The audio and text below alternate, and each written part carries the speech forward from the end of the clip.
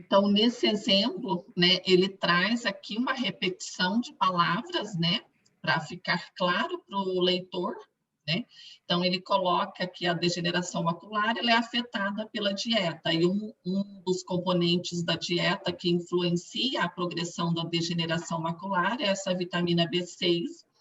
Embora a vitamina B6 pareça reduzir o risco de degeneração macular, ela pode ter alguns efeitos colaterais. Obviamente, no próximo parágrafo, do que ele vai falar?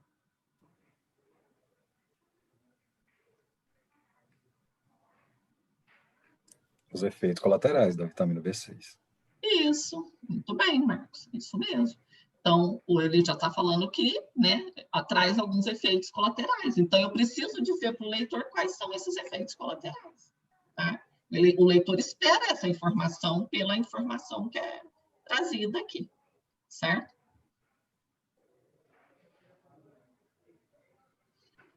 E o processo de citação, né? Então, quando você traz uma informação, que essa informação já se encontra na literatura, alguém verificou, algum pesquisador verificou, nesse caso aqui, que os efeitos colaterais, né, da falta de vitamina B6 da degeneração macular. Tá? Então, qual foi esse autor? Você trouxe a informação, você precisa dizer quem foi. Tá? Então, toda a informação deverá ser citado quem é o responsável por aquela informação, ok? Então, essas informações que você traz na introdução, de maneira geral, você vai apresentar quais artigos científicos são aqueles artigos mais recentes, porque você vai estar trazendo para o leitor a importância da área. Então, geralmente, quando você está mostrando a importância do seu artigo, a relevância, a motivação, isso vai estar presente nos artigos mais recentes, né? Porque você também está mostrando o estado da arte, o gap, qual que é o problema, ou a lacuna, né? O que não foi estudado ainda. E você vai trazer também para o leitor não só artigos recentes, como você vai trazer os seminal papers. O que são os seminal papers? Alguém sabe explicar?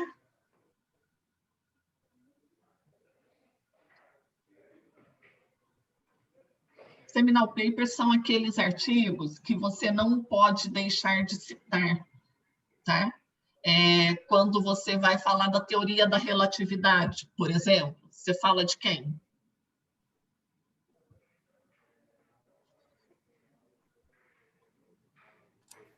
Esse aí, professora, seria assim, o clássico, né? Isso, Vamos dizer assim, os autores clássicos, né? Os autores clássicos, Marcos, é isso mesmo. Então, seminal papers são aqueles artigos que deram origem àquele assunto, àquela área, tá? Igual o Ricardo, ele fala lá do Ernest... Ricardo, tá aí? Ernest Gott. Isso, Ernest Gott. Por exemplo, ele vai falar de agricultura sintrópica, ele não pode deixar de falar do Ernest Gott, não pode. É o pai do assunto, da área, tá? Então, os seminal papers são aqueles artigos que a gente não pode deixar de citar, tá? Quando a gente vai estudar um determinado assunto. Por exemplo, o Marcos, se ele vai falar da justiça Thunbergioides, ele não tem como ele deixar de falar do estudo da Larissa Provence e da Flávia, que foram as únicas que até hoje estudaram essa espécie. Os estudos preliminares que tem, né, de bioprospecção, de atividade, foram elas que fizeram, tá? Então, todo o trabalho que a gente vai realizar e que nós temos pesquisadores na área que deram origem ou que têm uma importância para a área, né, você tem que citar aqui na introdução, tá certo? Em relação ao estilo, eu sempre trago também, então é comum você usar ou passado ou presente, né? Tanto depende, aí vai ficar a sua escolha, vai ficar a escolha do periódico, o que é mais utilizado, você tem que observar, tá? O uso da voz ativa quando possível, e terceira pessoa, né? Com alguns que usam na primeira pessoa. Então, é mais comum, o geral é você encontrar sempre se referindo à terceira pessoa do que na primeira pessoa. Eu, né, nós fizemos, não é muito utilizado.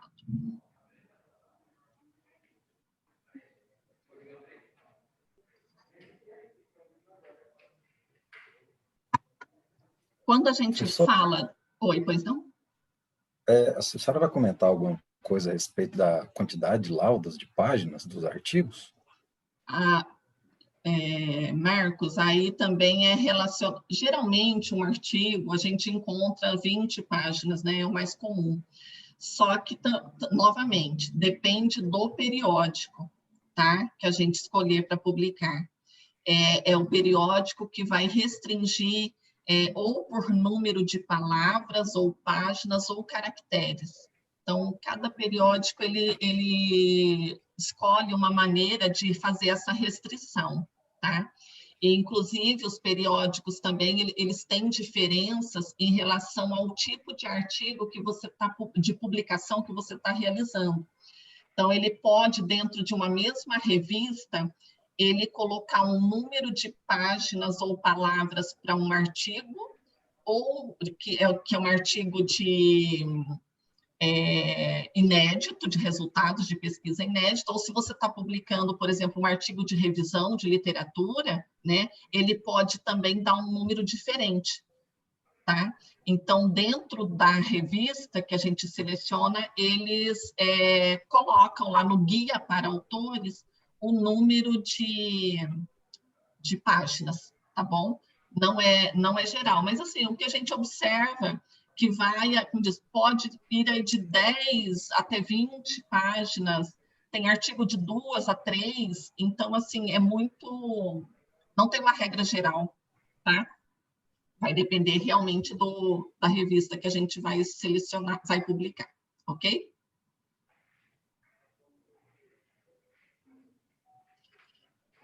Nessa seção materiais e método, você tem que colocar para o leitor o quê? Vamos lá. Materiais e métodos. E método é uma maneira correta, né, no português, da gente escrever essa Professora, vem a seção. primeira pergunta. É materiais e método ou material e métodos? Materiais e método. Tá? É a maneira correta de colocar em português, tá? Assim como palavras-chave, né? A gente encontra alguns erros, né? Palavras-chave, né? O correto é palavras no plural e chave no singular, tá? E aqui, para materiais e método, ok? Outro errinho que a gente sempre encontra, resultados e discussão. Então, resultados no plural e discussão no singular, tá? É o correto. A gente não coloca discussões no plural, bom? Então, em materiais e método, o que eu tenho que apresentar nessa sessão?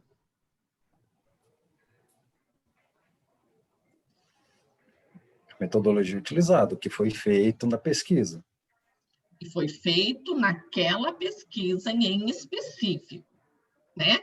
Se você utilizou outras metodologias, a não ser que isso você vai colocar lá na sua dissertação, na sua tese, tá?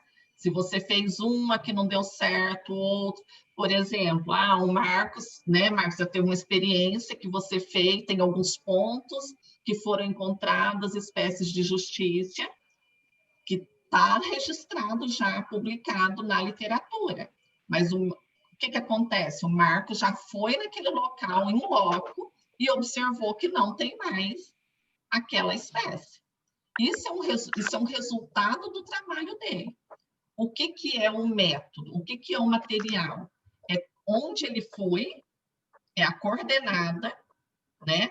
O local. Aí ele vai falar, tinha ou não tinha. Isso é o resultado, tá? Mas em materiais e método, o que ele tem que colocar? O local. Isso é um dado, tá?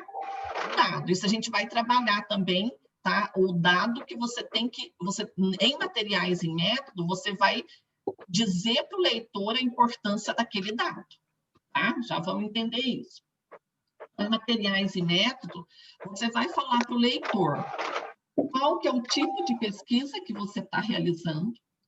Tá? A gente já vai detalhar tudo isso aqui. Fontes de pesquisa, não vou falar aqui de metodologia, né? Porque vocês já conhecem isso, mas o tipo de informação que vocês devem apresentar nessa sessão.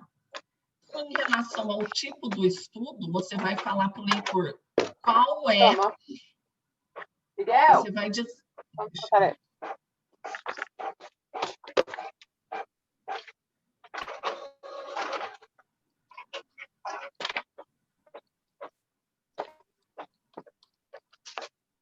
Deixa eu colocar mudo. Pronto. Então, você vai dizer para o leitor qual é o tipo de pesquisa que você está realizando. Aí, você, em relação ao tipo de estudo, você pode abordar tanto da forma de abordagem do problema, como do ponto de vista do procedimento, de procedimentos técnicos, tá? Você vai colocar informação do local da realização da pesquisa, dos instrumentos e procedimento de coleta de dados, se tem população e amostra, como que foi calculada essa amostragem e como que você analisou e interpretou os resultados. Então, todas essas informações aqui vai nessa seção de materiais e métodos. Em relação à abordagem do problema, você vai dizer se a sua pesquisa ela é quantitativa ou se é uma pesquisa qualitativa, ou se ambas, tá? Então, isso é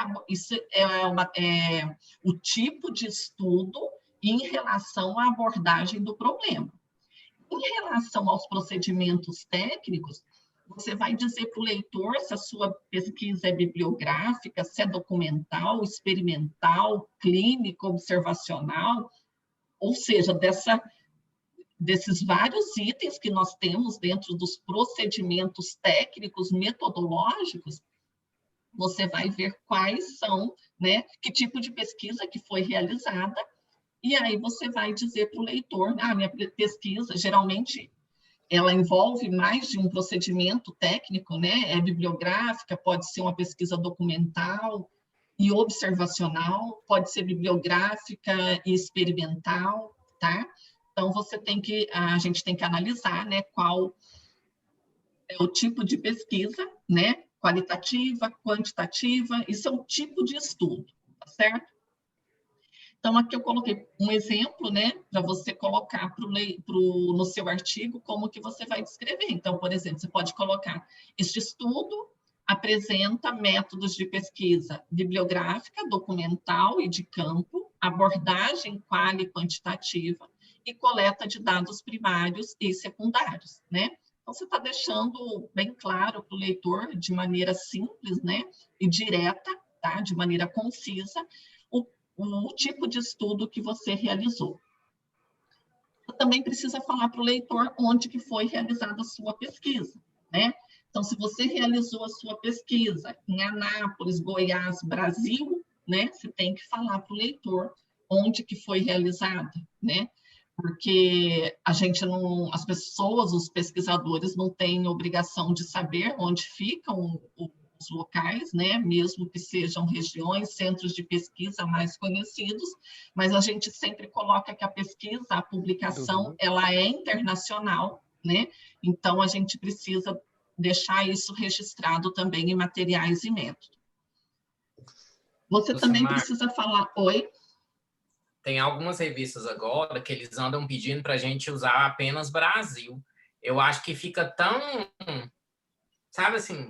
Porque Geral, né, Iel? tão grande, esses dias eu até questionei, sabe, um editor, mas aí não questionei muito não, porque senão ele ia recusar o artigo, mas assim, mas eu perguntei, né, que a gente tem que ir só até um ponto. Mas assim, eu perguntei para ele, porque fica muito geral, ainda mais num país desse tamanho, né, onde nós temos características sociodemográficas tão diferentes. Então, eu, eu acho também, eu concordo com você, Iel, ainda mais se tratando de um país como o nosso, né, de dimensões aí geográficas enormes, né? Eu acho que sim, até porque você coloca também a afiliação, né? Então, só se ele quis dizer nesse sentido, porque assim, quando você traz a afiliação dos autores, lá, às vezes, se já aparece na revista a afiliação, e geralmente aparece, então não tem por que você ficar trazendo detalhadamente essa informação lá, em materiais e método, tá? Mas eu concordo, se é uma revista, um periódico, em que ele não traz essa informação, porque às vezes você tem que mandar essa informação da afiliação para o editor da revista, e às vezes lá na publicação não aparece, né? Fica registrado no periódico, tá? A sua filiação, o local exatamente, mas não aparece para os leitores. Aí eu concordo que deve sim ser especificado, né? Mas eu acho que isso ainda são, assim, isso foi um caso, né, que aconteceu, mas geralmente a gente coloca, né, detalhadamente por completo, né, a cidade, o estado e o país, certo? Mas realmente não é estranho. Mas assim, editor e essas pessoas, mesmo os editores associados, você tem razão quando você fala que a gente pode até questionar, mas a gente deve ir com muito cuidado realmente, por quê? Olha só, eu ouvi uma live outro dia de um editor, tá? Da área da saúde, e ele é referido em várias revistas, tá? Aí ele falou assim, olha o que aconteceu. Ele corrigiu um artigo científico e ele não reprovou o artigo, mas ele pediu para fazer várias alterações. Os autores, o que eles fizeram? Eles preferiram tirar o artigo, daquela revista e mandar para outra. Só que eles mandaram para outra revista sem fazer as alterações que aquele referi pediu. E, por coincidência, o artigo caiu na mão dele de novo. Porque a gente tem que pensar que os editores da revista, eles vão mandar o seu artigo para quem é da área. E, às vezes, num determinado assunto, tem poucas pessoas que trabalham aquele assunto. Então, por infelicidade dos autores, o artigo foi tirado de uma revista e foi para outra que caiu na mesma mão do mesmo referi. E aí ele chegou para o editor e falou assim, olha, eu não vou corrigir esse artigo aqui de novo. Por quê? É o que eu falei para vocês também na aula passada. Quando a gente manda um artigo para uma revista e venha lá as sugestões, as críticas, é sentar e fazer o que a pessoa está sugerindo, porque é uma consultoria gratuita. A pessoa perdeu uma tarde inteira, um dia inteiro, não sei, horas, para fazer a leitura do seu artigo. Então, a gente deve levar em consideração, sim, eu concordo que mesmo que não tudo ao pé da letra, algumas coisas você pode, deve argumentar, mas, de maneira geral, a pessoa que está lendo, ela tem razão no que ela está dizendo, né? Então, a gente tem que realmente tomar cuidado com essas coisas que acontecem, né, durante aí a publicação dos nossos trabalhos, que a gente tem que saber lidar e levar em consideração, tá bom?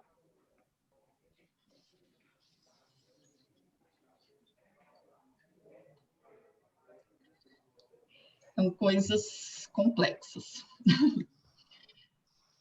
Tá, instrumentos e procedimento de coleta de dados. Então, você vai explicar para o leitor como que você operacionalizou a coleta de dados.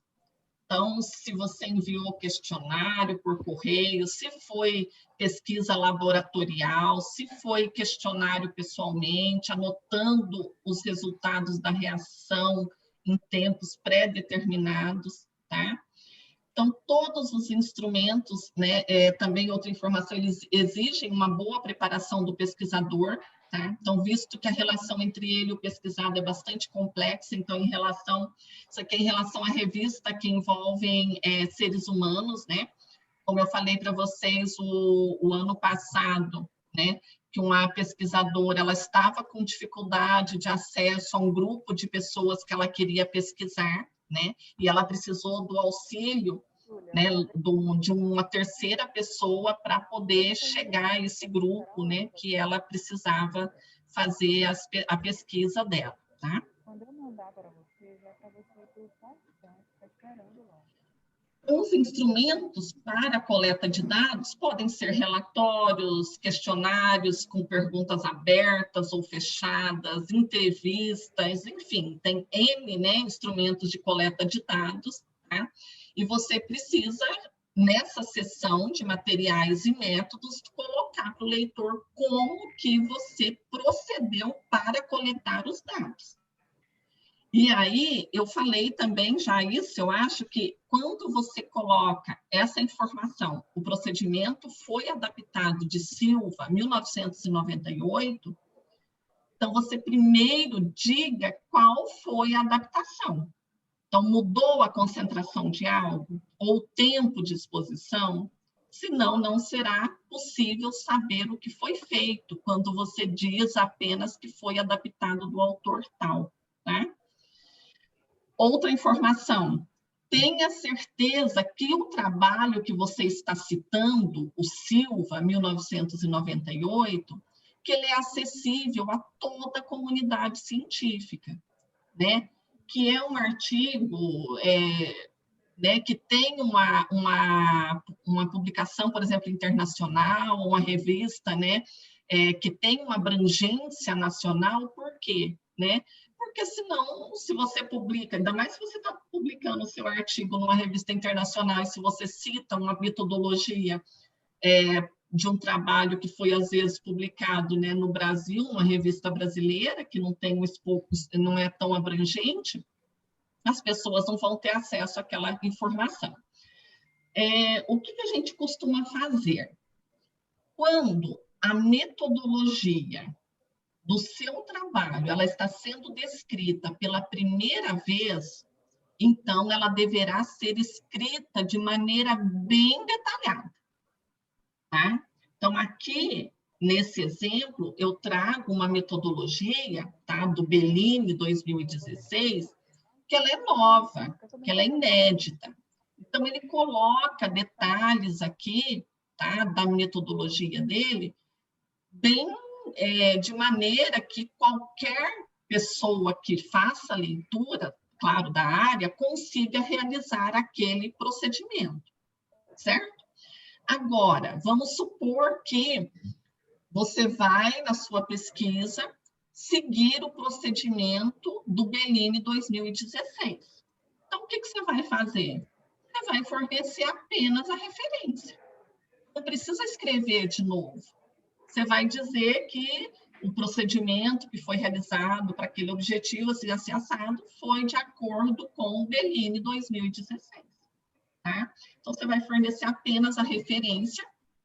E se você fez alguma pequena alteração, né, que é esse caso aqui, do procedimento foi adaptado do Bellini, tá? Então, o que você vai fazer? A descrição do método que foi modificado. Aí você coloca, tá, qual foi a alteração que foi realizada, né, e coloca o nome do autor. Tá bom? Tranquilo?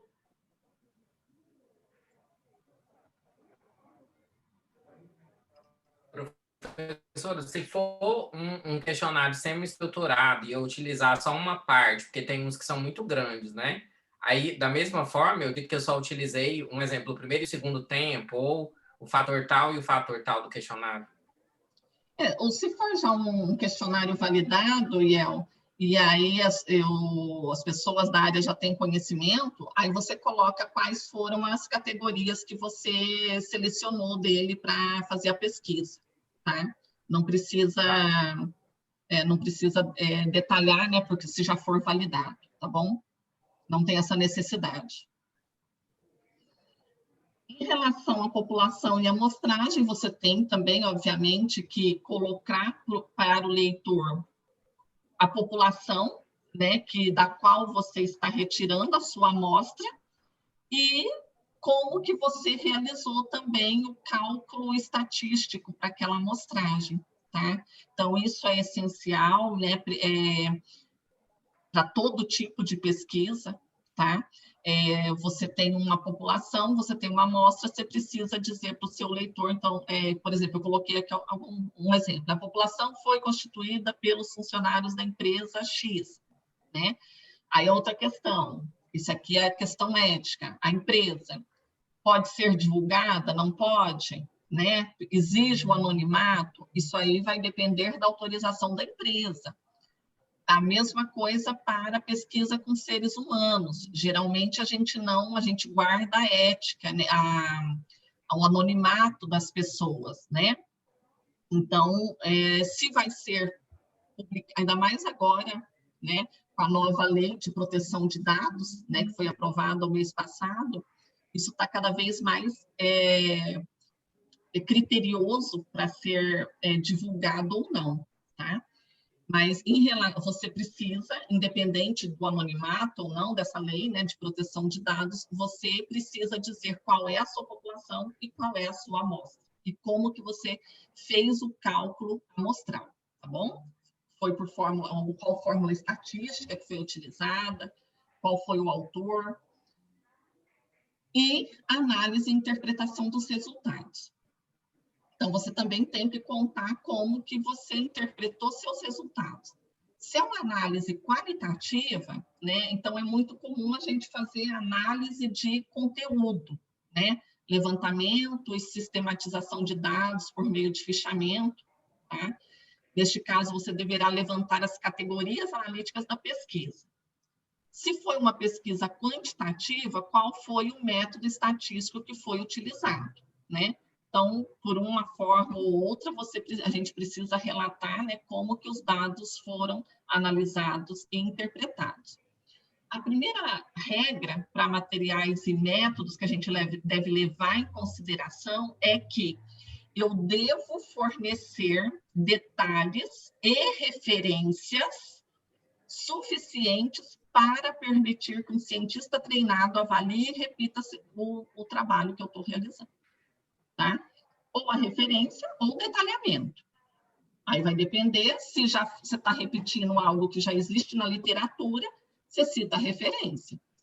Se for alguma coisa, modificação, novidade, você detalha descrevendo. Regra 2. Inclua em materiais e métodos, inclua materiais e métodos, mas não resultados. Porque resultado está muito interligado com material e método, materiais e método, tá? Então, a gente tem que tomar muito cuidado para não colocar aqui em resultados quer dizer, colocar apenas materiais e método e não é o resultado daquilo que eu estou realizando. Então, materiais, eu coloquei aqui mais voltado para a área da saúde, né? É um medicamento, por exemplo, que foi utilizado na pesquisa, é um meio de cultura, é o tampão, as gases, os aparelhos utilizados. Isso é material, né? Se é uma pesquisa que envolve seres humanos, quais foram os pacientes, quais os materiais experimentais, se fez uso de animais, de micro-organismo, aqui está errado, micro-organismo com osso, quais foram as plantas utilizadas, tá?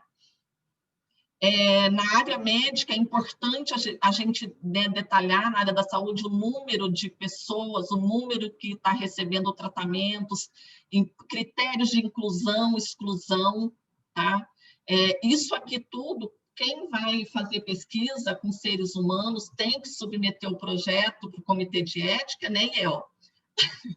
Tem que seguir todos esses, tem que ser dada atenção a todas essas informações. Já no projeto de pesquisa, eu preciso falar no meu projeto qual é o critério de inclusão para aqueles participantes, quais são os critérios de exclusão que eu vou especificar para a minha pesquisa, como que eu vou, qual que é a minha população, de onde que ela vai ser retirada, qual foi o cálculo amostral, tá?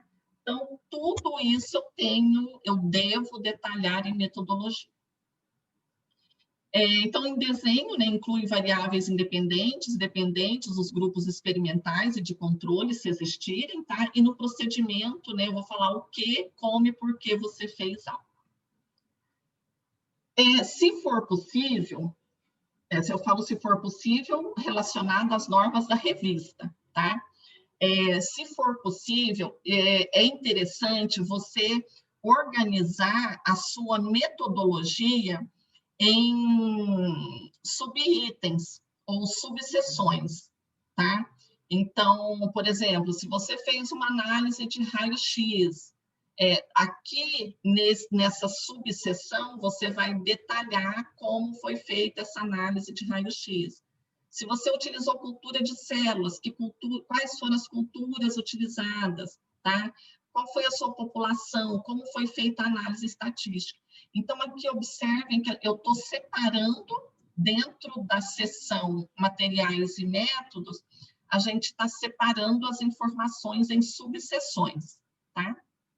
Então, isso fica mais visual, fica mais bem trabalhado o artigo. Então, se o periódico permitir, façam isso que quem vai corrigir o seu artigo, só de olhar a estrutura dele, vai ficar mais fácil a leitura, né? Então, tudo que facilita a leitura, ela é muito bem vista, tá? Tanto para os editores quanto para os referis. Então, você deve utilizar.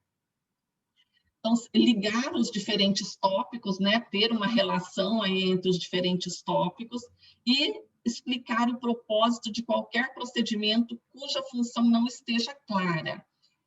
Essa regra aqui, o que acontece? Tem revistas que permitem que você faça isso em materiais e método. Outras revistas já preferem que você faça isso lá na seção de resultados e discussão. Por que foi utilizado aquele método, com qual função, tá? Então, isso aqui, se for uma metodologia, um procedimento que você está utilizando, que não esteja com uma função muito clara, então, você pode explicar, né, para o leitor o porquê. E, sempre que possível, utilize a voz passiva para materiais e métodos, tá? Por que você deve utilizar a voz passiva e não voz ativa para a descrição de materiais e método? Tá aqui em vermelho, ó, bem grande. Porque em materiais e método, o importante é o que foi feito e não quem fez. Então, você está dando relevância, importância para o procedimento e não para quem realizou o procedimento, tá? Então, a gente utiliza sempre a voz passiva, tá? Porque o sujeito aqui do método, ele não é importante, tá? Ele pode ficar até desconhecido. E você está mudando o foco, né, do sujeito para a ação, certo?